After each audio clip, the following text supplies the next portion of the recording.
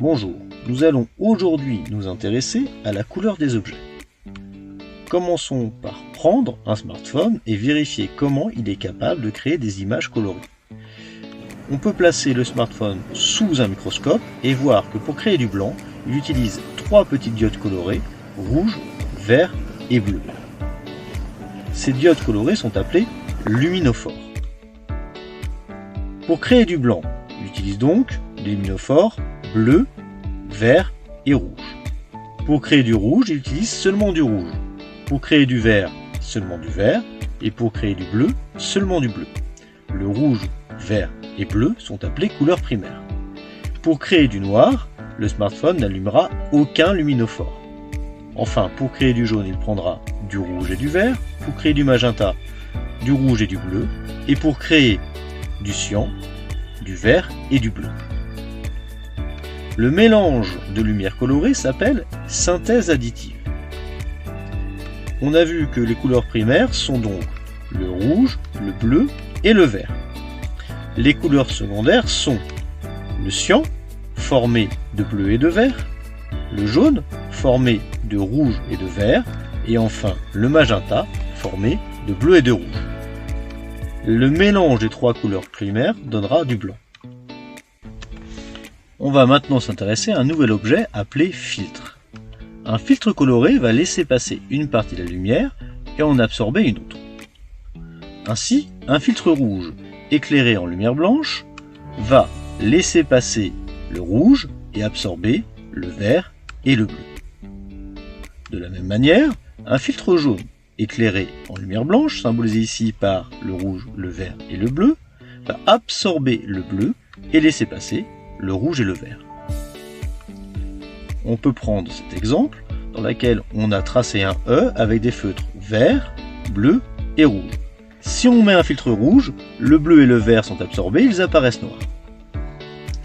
Si on met maintenant un filtre vert, le bleu et le rouge sont absorbés, ils apparaissent également noirs. Si on met un filtre cyan, seul le rouge sera absorbé et apparaîtra noir, le bleu et le vert apparaîtront dans leur couleur normale.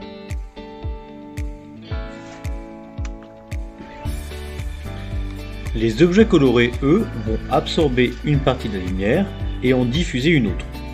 La diffusion est l'envoi dans toutes les directions de la lumière. Ainsi, un objet rouge va absorber le bleu et le vert de la lumière blanche et diffuser le rouge.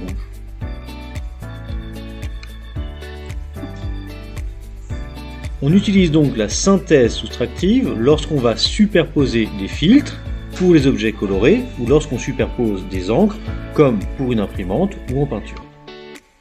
Dans ce cas, les couleurs primaires sont le jaune, le cyan et le magenta.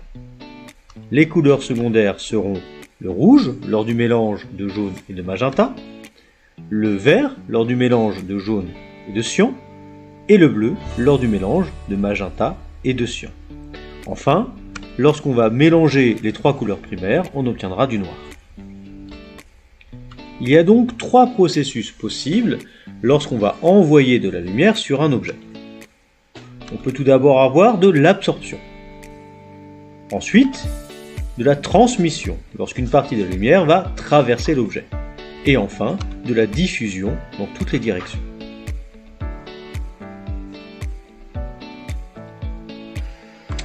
Prenons quelques exemples.